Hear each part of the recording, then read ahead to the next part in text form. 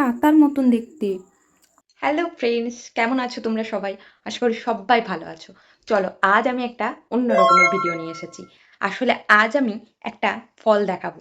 সেই ফলটা হয়তো সবাই খেয়েছো তোমরা, কিন্তু আমি প্রথমবার খাবো। এই দেখো, এই ফলটা মারাঠিতে বলে রামফল আর বাংলায় বলে রামফল।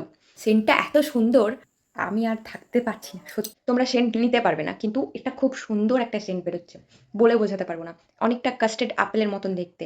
হ্যাঁ, ভারীও আছে। এই ফলটার একটার দাম ১০০ টাকা। অনেক দামি, অ্যাভোকাডোর থেকেও বেশি দামি এই ফলটা। তো এই ফলটা আমরা কেটে তারপর খেয়ে টেস্ট করে দেখাবো কেমন খেতে। আর তোমরা যদি কেউ খেয়ে থাকো এই ফলটা, তো অবশ্যই কমেন্টে জানিও, ঠিক আছে? দেখো, এই ফলটা দেখে নাও একবার। কখন কেটে কখন খাবো, ২ দিন হয়ে গেল। কাঁচা নিয়ে এসেছিলাম, পেকে গেছে। এবার ট্রাই করে দেখবো। চলো তাড়াতাড়ি কেটে ফেলি। আতার মতন দেখতে। চলো এটা পিস পিস করে, এটা আমি এতটুকু পিস পিস করে কাটলাম। এটা সরিয়ে রাখছি, অনেকটা তো। আর এই 3টে আমরা খাবো। এটা নিয়ে চলে এসেছি, ট্রাই করে দেখি কেমন লাগছে খেতে। ট্রাই করে দেখি চলো।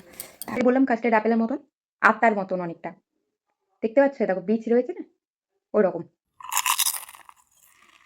হুম। হুম।